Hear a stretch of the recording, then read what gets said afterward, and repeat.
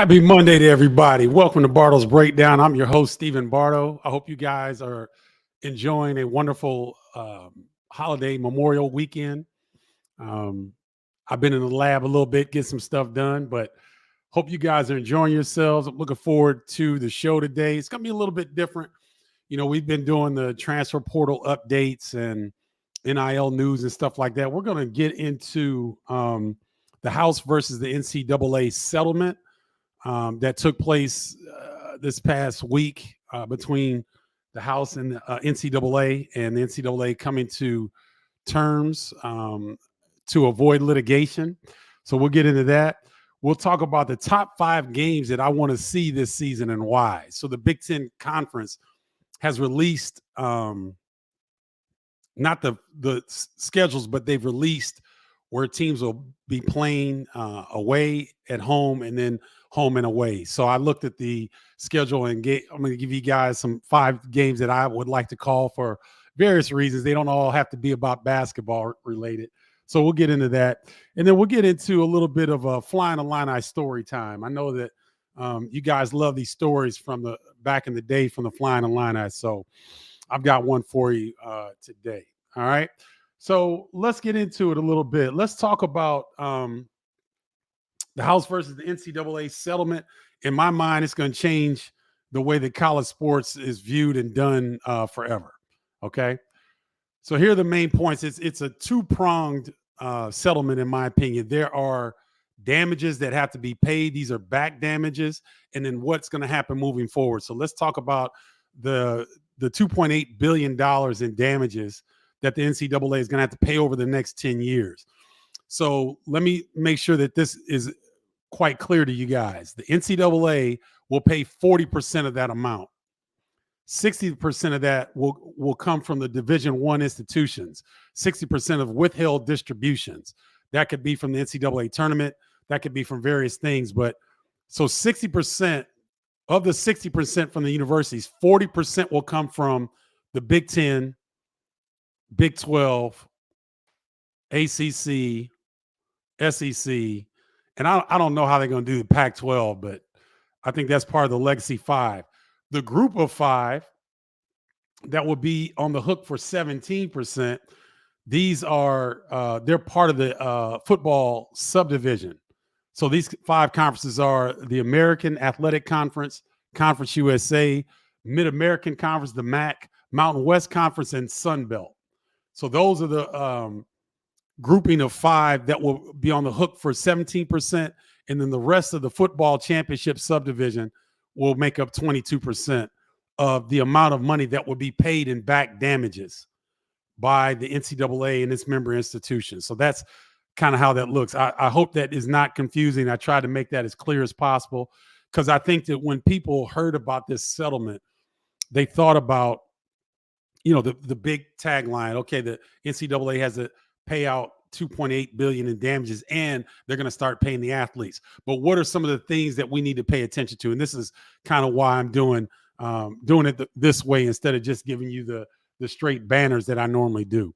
Power 5 schools will pay between $1 to $2 million over the next 10 years. And ladies and gentlemen, a lot of these things have still not been ironed out.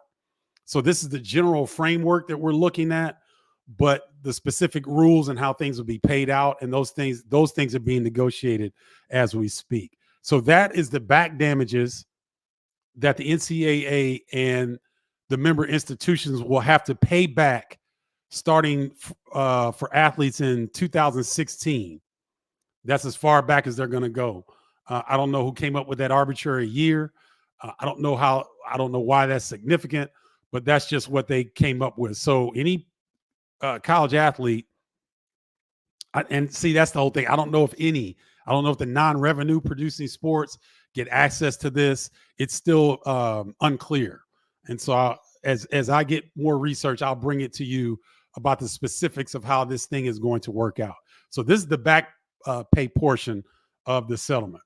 This is what it's going to be looking like moving forward. The programs have to pay student athletes 22% of revenues. Now, what does that look like? So for Power 4 schools, it looks like $20 million per year to the athletes per program. So that's Big Ten, SEC, Big 12, and ACC at this point. Looks like I heard another stat today. It was like between 19 and 25 million per year that they're going to have to dole out. And so this is what I want you to pay attention to. UCLA's operating budget in 2023 was 105 million. Ohio State's was 280 million. Now, why did I show you that example? Because what's happening here, guys, I'll give you an example of how big the Ohio State athletic department is, right? $280 million budget. The mid-level sports departments, as you see right here in the big losers, I think these are going to be big losers. That's why I put OSU right here. Here's why. There are 130 sports administrators that are making at least six figures at Ohio State alone. Now, I know that sounds astronomical, but think about it, ladies and gentlemen. If the NCAA and their member institutions are going to have to pay 22% of revenues back to student athletes, that's how they were hiding the money.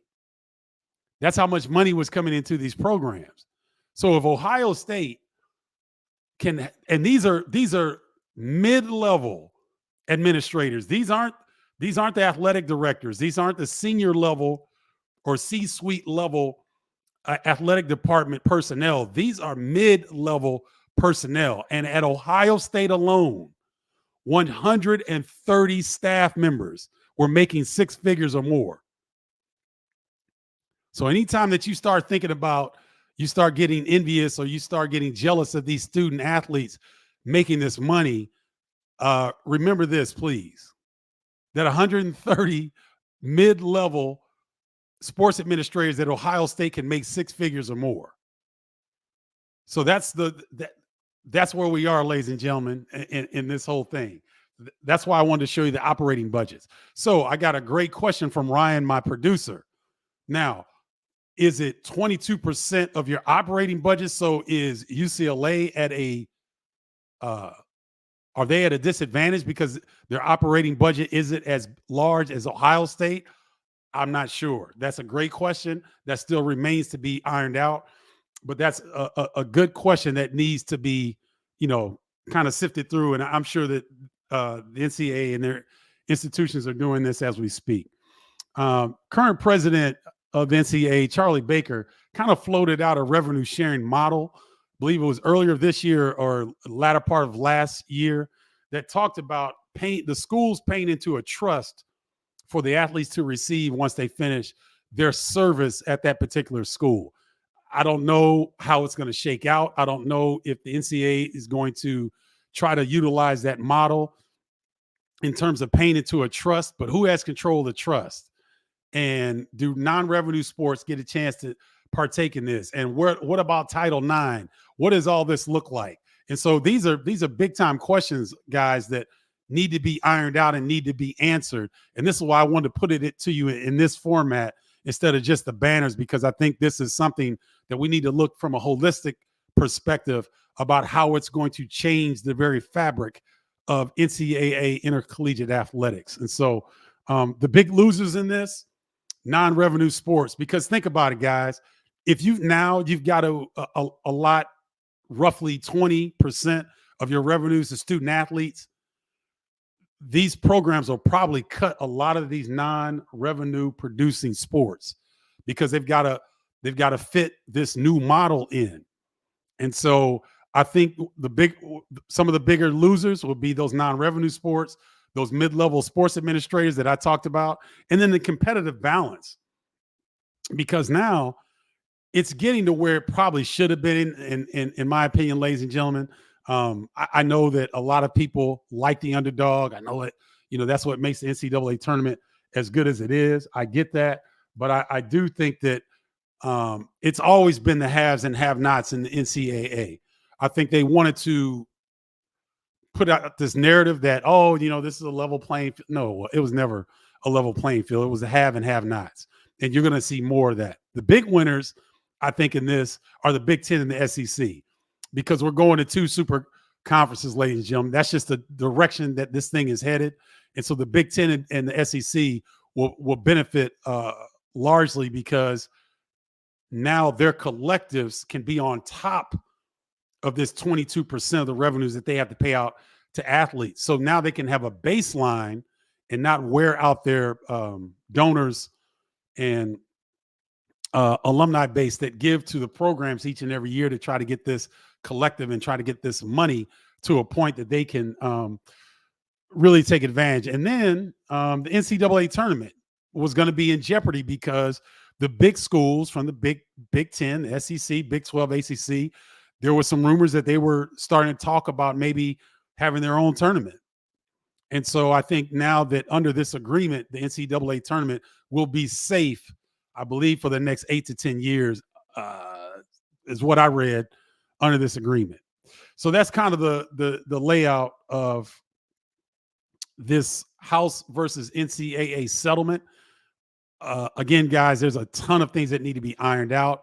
I know there's a ton of questions. I'll get to them when we get to that portion of the show. But I just want to lay this out as clearly as I possibly can to give you guys a sense of what all of this looks like. And then, like I said, I'm sure you guys will have some questions. So we'll get to that here in a little bit. Now, before I get into my top 5 games, Big Ten games I want to see, and Flying Illini story time, I want to talk about the Bardo's Breakdown Tribe meetup. So I posted it to the group. I posted it to the text group and also to the newsletter about what are the days that are most convenient for people. So Champaign, Illinois, the location won out, but there was enough interest in the Chicago downtown location that we're going to do 2 of them. Instead of doing 1 this year, we're going to do 2. So the Bardo's Breakdown Tribe meetup will be July 18th in Champaign. Time and location will be determined here in the next week or 2. And then the following day in Chicago, somewhere downtown, probably Theory Sports Bar, because that's my man Joel. I know that's an Iowa bar, but he'll turn it into an Illini bar if we want to do that. I'm thinking it'll probably be the Theory Sports Bar or something along those lines in July 19th. And so I'm really looking forward, to giving back to you guys, showing my appreciation and my love for your support of what I'm trying to do here with Bardo's Breakdown. Now, if you're not signed up to the email or if you're not inside the tribe, you're not going to be able to attend. So if you want to be a part of the inner circle that is the tribe, go to bardostribe.com, BARDOS tribe.com. There'll be a pop-up window that will come up. Simply put your email in there. That signs you up for the newsletter. You can also become a part of the paid community that gets increased access to me and also some neat little things that we do. There's $5 a month and there's $10 a month. I was doing something different earlier, but I scaled it way back. So you've got 2 choices there. You can just be a supporter of Bardo's Breakdown, longtime supporter, $5 a month. $10 a month gets you access to me once a week in a special thing with that particular group, and also some things that I do on the road when the college basketball season is in full effect. Okay. And so stay tuned to this. And again, if you want to be a part of the inner circle that is Bardo's Breakdown, join the tribe, go to Bardo's Tribe, BARDOS tribe.com. All right, let's get over here. And all right. So I'm going to say the Flying Illini time after these games, and then I'll get to your questions. All right. So here's my top 5 games that I'd like to see that I'd like to cover this year in the Big Ten Conference for various reasons, right? And I'll give those to you here. So number 1, and this is in no order, but I'd like to call the game Illinois at Washington, because we had former Washington great Eldridge Rakasner on with us last week, and I did an interview with him. He talked about world famous Dick's Burgers that I want to check out. I don't even really eat hamburgers like that, but the way that he waxed so eloquently about this place and that it's an institution at the University of Washington, I definitely want to check it out. I love the city of Seattle. I always have. And I want to see I think it's called Edmondson Arena. It's one of the older arenas in college basketball. I think they've done a brief facelift to the place, but it's one of those old intimate settings where the crowd is on top of you. And it's probably a difficult place to go in and get a game. So I'd love to call Illinois at Washington because I got to check out Dick's Burgers. And, I love the city of Seattle. There's not many cities like it in the world. I think it's beautiful, and I think it's very, very underrated. So that would be the game one. All right. Game two. Now, this seems a little weird, but Indiana and Oregon, right? These could be two of the top three teams in the Big Ten this season. Indiana overhauling their roster, did a fantastic job. Mike Woodson brought in Omar Ballo, who is probably the most prized big man in the portal from Arizona. He's coming in. So he's a former Pac-12 guy. You've got Miles Rice coming in from Washington State, a former Pac-12 guy, and Kanan Carlisle coming in from Stanford, a former Pac-12 guy. So they'll have some experience and familiarity with the surroundings in Eugene, Oregon. And so that should help the rest of their Indiana Hoosiers teammates in a very difficult place to go and play in Oregon's home arena. And I hope like hell they have scratched that ugly A floor. That floor was terrible to look at. I couldn't imagine trying to play on it with all the paint and the design and all that stuff. It was probably a great home court advantage, but hopefully I can get a chance to call that game, Indiana and Oregon, because I've never been to Eugene. I've heard great things about it. I've heard it's very beautiful, but I've not been. So I would love. I've been to Portland, but I've never been to Eugene. So I would love to go out there and check that out. So that's game two. All right. Game number three would be UCLA at Purdue. One reason is that it's just so much tradition in the place. And guys, I believe John Wooten played ball at Purdue. So there's some natural ties here with the programs in terms of historical. So, but Mick Cronin has really flipped his roster at UCLA. They basically have two starting fives, so they've got great depth. And it's going to be interesting to see how they respond in Mackey Arena with as loud and as crazy as it can get in Mackey Arena. So I'm looking forward to that. And any game at Mackey Arena is a great game to call. The powers that be at the networks,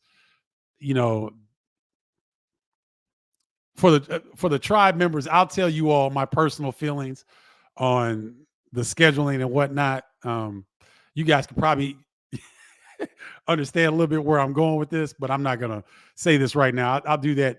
You got to join the inner circle of Bardo's Breakdown. That is the tribe.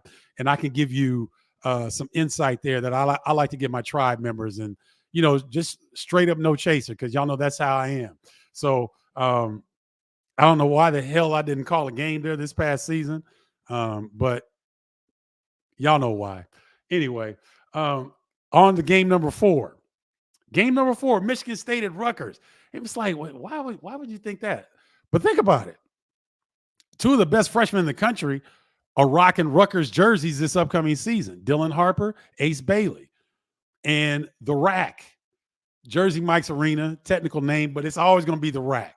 The Spanish Inquisition Rack in Rutgers, out in dirty Jersey, where I always love calling games there because I love the people of New Jersey. I love the energy of that place. I get mad love out there.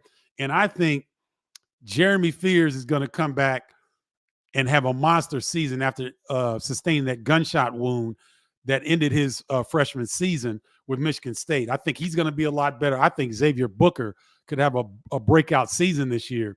So you're basically looking at super sophomores against, diaper dandy freshmen in the Rack with Michigan State and Rutgers. I would love to absolutely call that game because I think that's going to be a very fun one. And then this one may be an outlier for a lot of people and think like, man, Northwestern, why would you say that?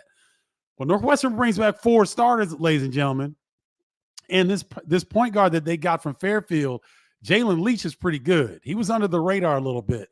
So Northwestern is going to be pretty good. Now, it's tough to replace Boo Buie. I don't think you can really replace an All-American, a guy that's been in your program that long and was that dynamic of a player. But Jalen Leach is a good point guard. He's sneaky athletic. He's got nice size. He's got that experience playing at Fairfield. I believe he played 3 years before transferring. So That's going to be interesting against a Michigan roster that is, I think, Will Cheddar, Namari Burnett, and that may be it that's left from their roster. They had a similar roster turnover as Illinois did. And so I'm fascinated to see Trey Donaldson, Vlad Golden, Danny Wolf, Reuben Jones from the transfer from North Texas, how all of these new players are going to really blend in what Dusty May is trying to do with the Michigan Wolverines. I think it's going to be fantastic to watch. I think that the fan base at Michigan, they're not one of the more aggressive fan bases towards college basketball. I mean, they're kind of fair weather. If the team is doing great, they'll show up and show out. If the team is doing they'll be here. So they're kind of, to me, they're not as passionate as other Big Ten fan bases with college basketball. Now, for college football, they may be the most outrageously crazy college football fan base outside of Ohio State in the country. Well, I won't even say that because I won't even compare them to these SEC programs. But I digress. I'm getting off a little bit. So this is a game that I would love to call because I think that this is going to be a really good matchup against Michigan. Will be a veteran team, but they've got new pieces. Northwestern will be maybe the most veteran team in the Big Ten, and how they fare on the road will give a good indication of how they're going to be down the stretch. So those are my five. Let's run through them again. Illinois at Washington, Indiana at Oregon, UCLA at Purdue, Michigan State at Rutgers, and Northwestern at Michigan are my five games that kind of picked out this afternoon that I'd like to call for various reasons. Okay. All right. Make sure you guys, if you're liking this content, please like, share, and subscribe to this channel, Bardo Media on YouTube. It really helps the algorithm. I think I'm right at 2,000 subscribers, so I'm growing consistently each month thanks to you all.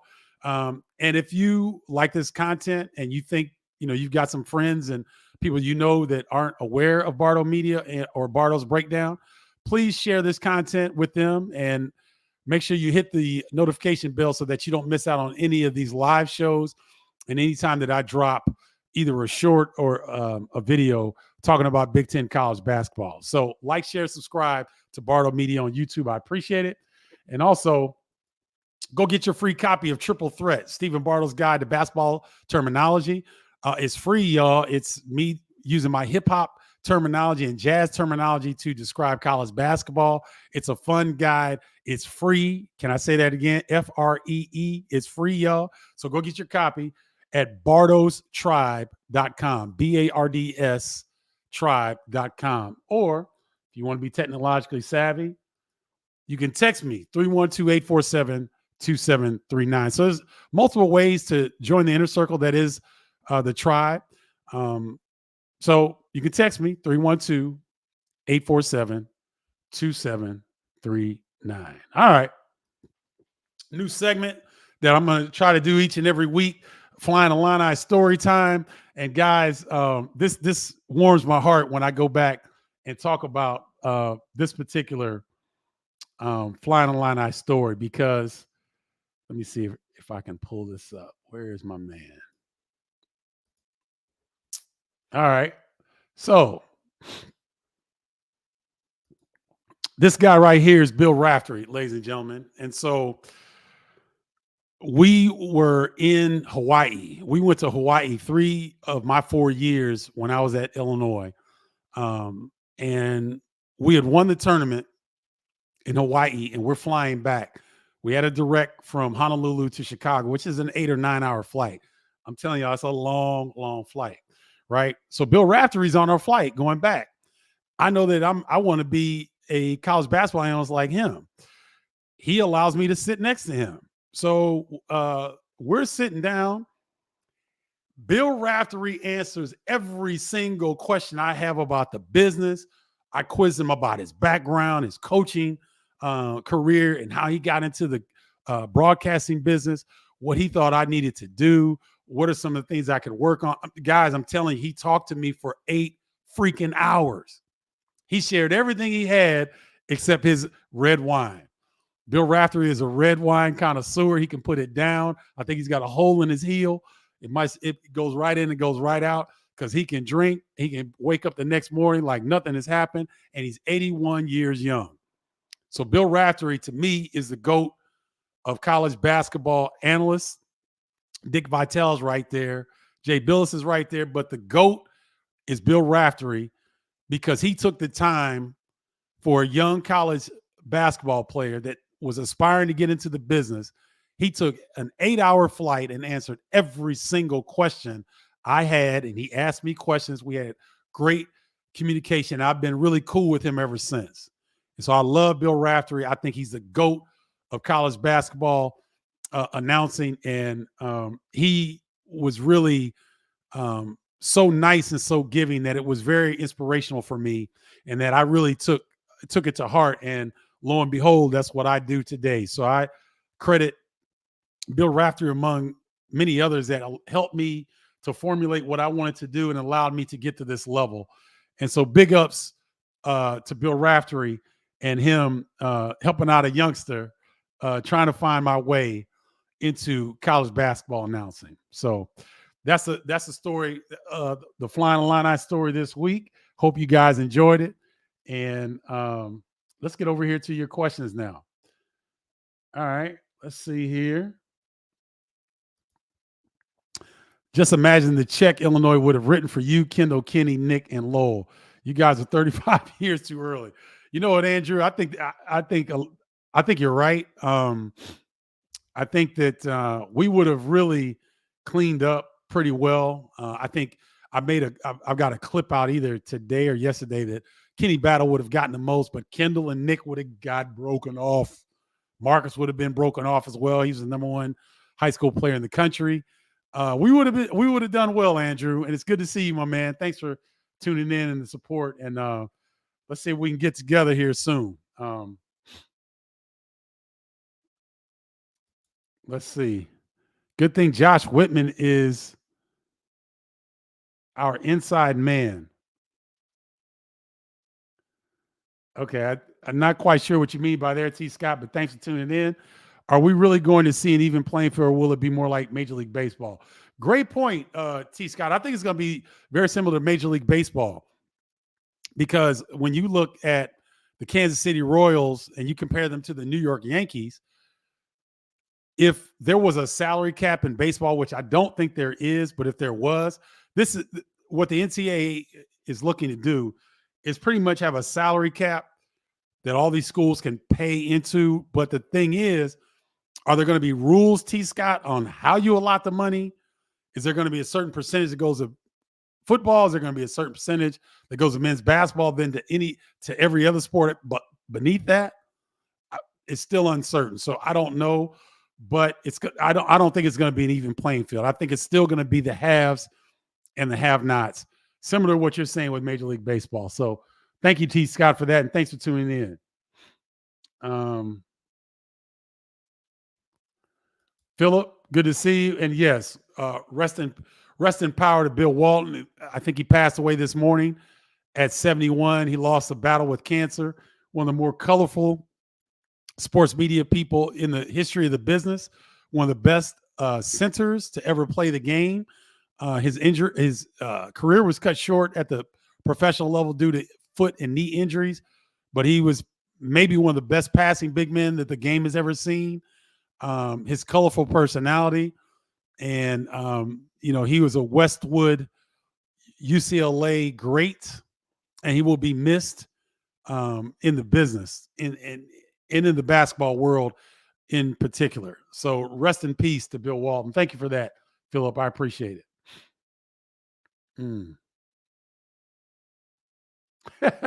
Imbrod says, I was in the Seattle airport coming back from one of my Army vacations and seen there was nobody speaking English in there. Well, Imbrod, if you look at the geographical location of Seattle, it's in the far upper northwest corner of the United States, right, very close to Canada. And so I think maybe what you experienced is that Seattle is a corridor for Asia as well into North America. So a lot of times when people are traveling from Asia, they'll come to Seattle or they'll come to Vancouver and then maybe make a connecting flight. Either they're going to the United States or going to Canada or wherever they're going. If they're coming from Asia, coming this way, Seattle is generally one of the gateways from Asia. So that may be what you ran into in Brats, but I love the diversity of the city. Um, Aesthetically and topography wise, it might be the prettiest city in the country. Seattle's got everything: mountains, valleys, gorges. They got oceanfront. Um, the Seattle fish market is as good as any that I've ever been. I've been in fish markets around the world. It's as good as any that I've ever seen. Um, the food is outstanding. The people are really friendly. The weather, yeah, the weather is can be difficult at times if you are a sun baby like me. But I love the city, so I'm looking forward to it. What's up, Phil Kafka was at Seattle last summer. Dick's Burgers is solid, quick, easy, cheap joint, but the milkshakes are world class. Okay. Thank you, Phil Kafka, for that heads up. The milkshakes are even better than the burgers, according to Phil Kafka. And Phil knows his stuff. So thank you, Phil, for tuning in. Appreciate that tidbit. And I'll make sure to get a strawberry milkshake with a hope a double cheeseburger or something. Man, I'm getting hungry as I'm saying that now. What's up, Thomas Dagley? Tribe member. Good to see you, Thomas. With NIL money and now lawsuit money, amateur status no longer exists. Does this change a player's eligibility if not successful in the NBA draft? You know what, Thomas? Again, great question. I knew you guys would have great questions. I'm not certain about that. I think it would probably be similar to the way it is now. I don't think that they would change that part of it necessarily, but I'm not sure. So I don't want to say definitively what is going to happen, but I would think it would stay the same as it is, Thomas, but we'll see. I'm not sure. Maybe they'll extend the time that guys can keep their names in the draft. Maybe if players don't get drafted where they want to, is there a week window after the draft to come back to college? I'm not sure. I'm not sure if that will change. Maybe it will. I'll be eager to see, though. But thanks for that. Yeah, Fly, Illini Fly. Thank you for that about Bill Walton's passing today. Thanks for tuning in and your support. I really appreciate it. Jonathan, Sir Luck. Now that schools can pay players directly, will schools be allowed to sign players to multi-year contracts to prevent players from transferring each year? Jonathan, I think they might be able to do that now. You know what? Let me back up on that. The scholarships that players are given are 1 year renewables. So you don't get a 4-year scholarship. You get 4 1-year renewables if they renew you. And that's at the discretion of the programs. I don't think a lot of people understand that. So when you sign a letter of intent with a college program, you are basically signing a contract and an agreement, but it only covers you for the first year. If the coaches deem that they don't want you around, they don't have to renew it and they can send you packing. So there might be a situation where that may need to change in order for these collectives or these schools to sign multi-year deals. Jonathan, that's a great question that needs to be ironed out. But if it is, then that would be a situation that I think a lot of traditional college basketball fans would love, because now you're baking in some seniority in players, not seniority. You're baking in a couple years, 3 years possibly at one program, which I think college basketball fans above 40 years old would love to see. So as I get more information, Jonathan, I'll try to come back and bring that to you all. But that's a great question. Thank you for bringing that up. Anastasia Walker, tribe member. Hadn't seen her in a while. Good to see you, Anastasia. If I'm a sought-after player in the portal and transfer to Illinois after a very successful season and turning play, for example, would I get the same pay as a successful Illinois athlete who has played there for 3 years? Will seniority be considered? All that's got to be worked out, Anastasia. I'm not certain. I don't know. All this stuff is very new. I think, Anastasia, it's going to come down to the pretty girl on the block. Why do I say that? Sometimes men who have a great woman that they're with, that let's say they're dating, this woman checks all the boxes, right? But she might be a 9 instead of a 10 in terms of how this guy views her aesthetics, how she looks, right? She's a 9. She marks off everything. She's perfect, right? But then there's a 10 that walks in the door that may check off all the boxes, but looks a little bit better than that 9. Human nature wise, guys are competitive, and if they feel like they can get to the 10 and even forsake the 9 who covers all these bases, but this 10 has this attractiveness that's unknown, that the other characteristics and inside of her is unknown, but there's the 10, and that she looks a certain way and she commands a certain amount of attention. Well, that 10 may get more money or more attention, even though the 9 covers everything, is perfect. So that's just an analogy that I think is going to happen, Anastasia. I'm not certain, but I think that's kind of the situation. So let's take a step back. This past season with Illinois, if you got a Terrence Shannon that has another year of eligibility and he comes back off of an All-American level season, and you have an ability to go out and get one of the top transfers in the portal, are you going to pay this top transfer portal, this top transfer target, more money than you pay Terrence Shannon, who just, in my opinion, had the best individual season in Illinois basketball history? If you're smart, you don't, but college athletics has never been accused of being smart. Thus, we're in the predicament that we're in currently. So thank you, Anastasia, and thanks for tuning in. Appreciate you. Hope you're enjoying your holiday weekend. Yeah, I saw that, Philip. I did see that they were changing their court because it made people nauseous. It was terrible. Whoever, like the people at these colleges that come up with these ideas, are they not getting outside of their neighborhoods? Like, whatever. I'm not. I don't want to offend anybody with my views, so I'll keep them to myself. Thank you, Philip. Great question, Melanie. Is there a cap on NIL money? And who can contribute to the NIL? Bill Rafferty taught me well. Thank you, Melanie. I appreciate that. Is there a cap on NIL money? No. And who can contribute to the NIL? Anybody outside of the university. Anybody that's got if you got money that you want to give to the program, or you want to work with this particular athlete directly, you can still do that.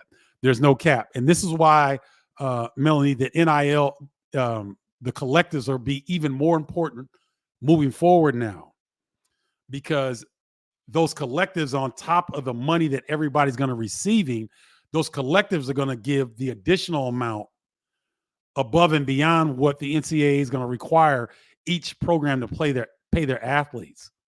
And again, we don't know how this is going to be structured. Are schools going to be allowed to spend, like, is each Big Ten school going to be allowed to spend their $20 million the way that they see fit? Or will they have to spend a certain percentage on football, men's basketball, women's basketball, Title IX sports? We don't know how that's going to look. So there's still a lot of uncertainty there, but there is no cap on NIL money. And those collectives now will become even more imperative for the programs that are in the hunt for national championships. Thanks for that question, Melanie. Great question. And thanks for tuning in and your support. Kenya Knowles, great point. The players today need to all write a check to Ed O'Bannon for getting this thing started. He was the one that kind of took on the NCAA, the first big lawsuit against the NCAA that got a lot of media coverage. Ed O'Bannon's situation. I think it was with EA Sports, his name, image, and likeness kind of got the ball rolling. So Kenya Knowles is spot on with that. Thank you, Kenya. Good to hear from you, man. I ain't heard from you in a while. Thanks for tuning in. I appreciate it. Hunter Holly, intern for Bardo's Breakdown this summer, says, I think Maryland is a team that could surprise people this season. They've done well in the transfer portal. Hunter's right. There's a dynamic guard from South Florida. They got three really good guards. I think there's a guard from Belmont, a guard from South Florida, and another guard from a CAA school, I believe. And Derek Queen has come in as a 5-star center out of high school. They retained Julian Reese, Juju Reese. Um, there's another key player that I'm missing. Maryland has done well in the transfer portal, Hunter, and I'll be fascinated to see what Kevin Willard does with the Twin Towers, Julian Reese and Derek Queen, because Derek Queen's got to get on the floor. He's a 5-star McDonald's All-American. He's going to play from day one. Julian Reese, how will they blend with one another? Can Derek Queen play more of a 4? Can he play out on the floor a little bit more? Because Julian Reese's game is very limited offensively. All he does is catch and bang until you try to bang, bang, and then get that jump hook off. Derek Queen, I believe, has a lot more offensive upside. So it'll be interesting to see how Kevin Willard gets both of those guys on the floor at the same time. Thank you for that, Hunter.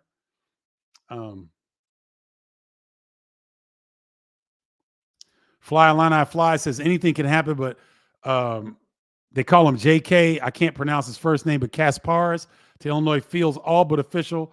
So does Igor Demon to BYU. Feels like the only cherry remaining is an Illinois BYU tourney game with those two. Yeah, that'd be interesting to see. And we got to keep an eye on this Kasparis situation. Young man that plays in the Spanish league. I think he and Igor are playing the Spanish league. And he's a youngster. He's not like Ivicic, Tomislav Ivicic, the big fellow that committed to Illinois. He will be 21 when the season starts in November. So he's got a lot of experience. Kasparis and Demon are both 18, I think. So that would be a big-time pickup for Illinois. Thank you for that, Fly Illini Fly. Imbrats says, I'm not feeling real good about the NCAA administering an ant farm. Sure, hope they get input for some people who would know that would work. Yeah, they're gonna struggle. It's gonna be some transition things to get used to. There will be some things that adjustment period that the NCAA is going to have to go through. It's not going to be smooth, ladies and gentlemen. It's not, because this is a total overhaul of a system that's been in place for a long time. So be patient. Okay, good. I'm glad that worked.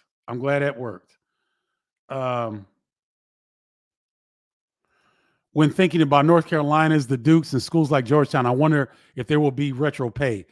Yes, Anastasia, the retro pay is for athletes from 2016 moving forward. So they're going back to 2016. I don't know. Again, we don't know how the payouts will look. We don't know the system that they're going to utilize, Anastasia, to make those payouts. But yes, there will be back pay for athletes from 2016 moving forward. So yes, I would have loved to get in the check, but I'm getting my check right now. Yes, shout out to the Illini baseball team, NCAA tournament bound. Congratulations to them. What's up, Chad Alt?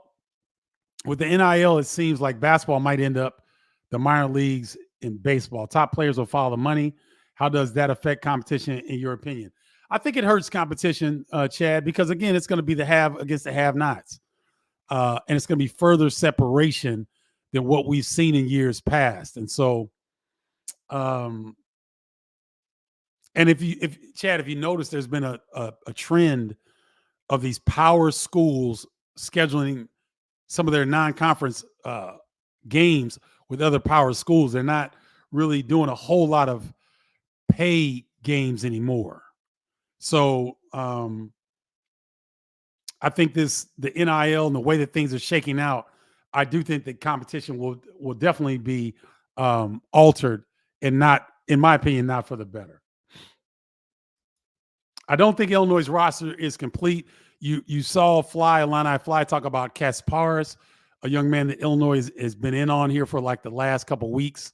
They've been looking at really hard, and so if he could come into the fold, they could get maybe another player over the summer to come into the fold. Because remember, guys, Illinois still has 3 scholarships left. So even if Kasparis comes into the fold, Illinois still has 2 scholarships left that they can do something with. And I know that Brad Underwood is very aggressive with roster building, and so I don't expect them to sit pat. I still think there's some movement that we'll see added to the program. Fly Line Fly says Morez Johnson and Jeremiah Fears will both be on the U8 under 18 USA team. That's dope. Love how currently stands in terms of recruiting both in the portal and high school. Love this staff. Yeah, I think Fly Line Fly, Brad Underwood and his staff are having a nice mix of really high level high school recruits, really high level international players, and also players in the transfer portal within the NCAA framework. So the staff is doing a great job. Josh Whitman and his staff are doing their part in terms of raising money in the NIL. So Illinois is sitting in a really, really good place right now in terms of academically what Illinois can bring and offer. The facilities are up to par, and the program is in a golden era right now. So I think that they have a lot to offer for high school players, for international players, and players coming in from other NCAA tournament teams or NCAA teams. David Yin, great question. Great question. And I'm going to answer it honestly. My good friend, Jim Phillips, who is the commissioner of the ACC conference. I don't think the ACC is going to make it, David. And it's just my personal opinion. I don't think they're going to make it. When you have 2 of your biggest programs in Florida State and Clemson in litigation, and I believe that there's been some rumors that North Carolina may add to that. When you have your biggest programs in a conference that are unhappy with the money distribution and what they see on the landscape of monies that are distributed to conferences, they don't want to fall behind. And so unless the ACC and Jim Phillips can do something extraordinary here that can possibly put them on the same footing financially as the Big Ten and SEC, it's going to be hard to keep them together. Because, guys, think about the ACC. You've got so many different varying interests. Like when you look at the Big Ten and the SEC, they go wide. They don't necessarily go vertical. They go wide. And so you would think that it would be a lot of varying and different regional interests, which there are in the Big Ten and SEC, right? But when you look at the ACC, you look at Boston College. Boston College is such a different institution than, let's say, Clemson or North Carolina State or Florida State or Miami. It's a very different institution. And so the ACC, in my opinion, like, do people in Miami really care about what's happening in Boston? Not really. In my opinion, not really. And the reason I say that is because the passion and the fervor, in my opinion, lie in the Big Ten and the SEC. When the ACC expanded, that passion, I think, dissipated a little bit. When you bring in a Pittsburgh, a Boston College, a Syracuse, do they really fit with the ACC footprint? I never really thought so. I didn't think so, right? And so I think that they have a lot of different issues that they've got to work out. But if anybody can do it, it'll be Jim Phillips. But do I think that they will survive? Eventually, no, David, I don't. Great question. Thank you for putting me on the spot, and hopefully I answered your question to your liking. If we had two tiers in basketball, small schools go to NIT, big teams to the big dance, would that save the NIT? Great question, Chad. I'm not sure, but the NCAA tournament is intact. It's fine for the next 8 to 10 years. It's fine, and we're really going to see David versus Goliath coming up soon, because some of these programs that are going to get into the NCAA, they won't have that baseline of having to spend a certain amount on their athletes. So it's really going to be David versus Goliath. So I don't think that the NIT really needs to be saved. I think they're making adjustments to the tournament that will benefit them moving forward.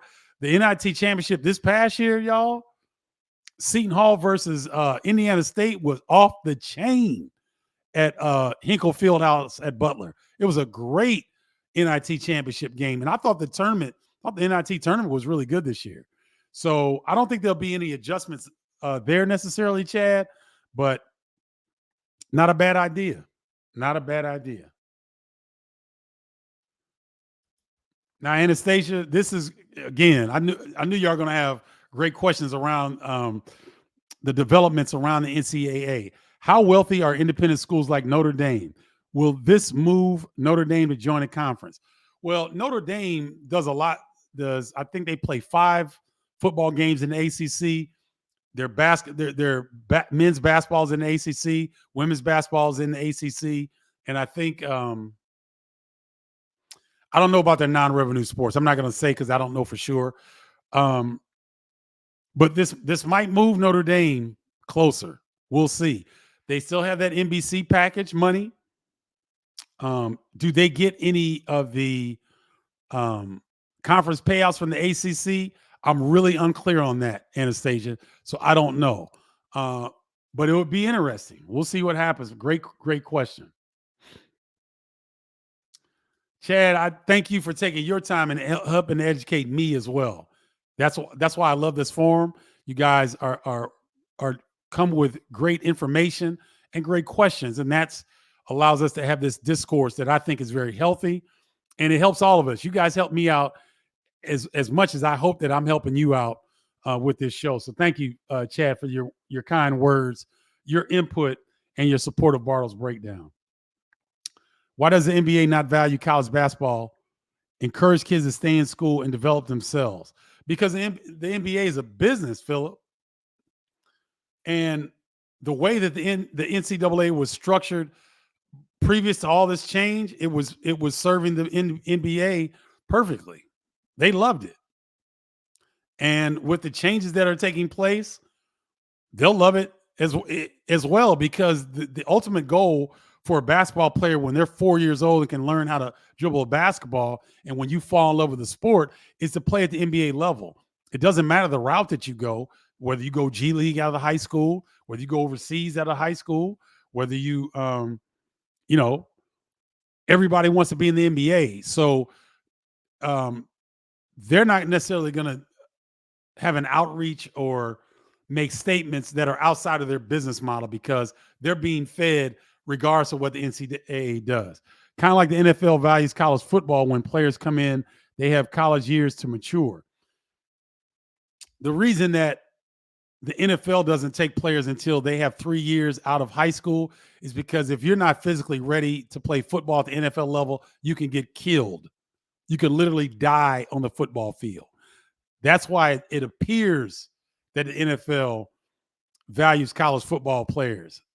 The only reason they value college football players, Philip, is because it helps their business model. That's it. They don't give two you-know-whats to college football. They don't care about the NCAA because they know that all those players are going to come eventually to the NFL. The cream of the crop is going to come each and every year. So these professional sports leagues, they're professional. They're big business. They could care less about college. Okay. So once again, I encourage you guys, go get your free copy of Triple Threat. One, you get Stephen Bardo's Guide to Basketball Terminology, and 2, you get signed up automatically to the newsletter. When that pop-up window comes in, when you go to bardostribe.com, simply put your email in and you're in the newsletter, and you also will get this free guide. So go there, get your copy. Make sure you like, share, and subscribe this content with Bardo Media. Thank you so much for joining. And also, just a heartfelt thank you, guys, because you all make this platform really what it is. I appreciate your time. You all, sharing with me what's going on. I hope you got a better sense of what this house versus NCAA settlement looks like. We don't have nearly the specifics that we need, but I hope that I gave you a nice outline of the framework that we've been given information to thus far. I hope you enjoyed the Flying Illini story around Bill Raftery and my flight back home from Hawaii to Chicago when we were playing in college. And then also the top 5 games that I would like to call this season for various reasons in the Big Ten Conference. That'll do it for this edition of Bardo's Breakdown. Thanks so much, guys, for watching. I really appreciate you guys. And I hope you guys join the tribe so that you can meet us at the Champaign Bardo's Breakdown Meetup and the Chicago Bardo's Breakdown Meetup. Until next time, guys, enjoy your holiday weekend, and I'll see you next time. Holla, y'all.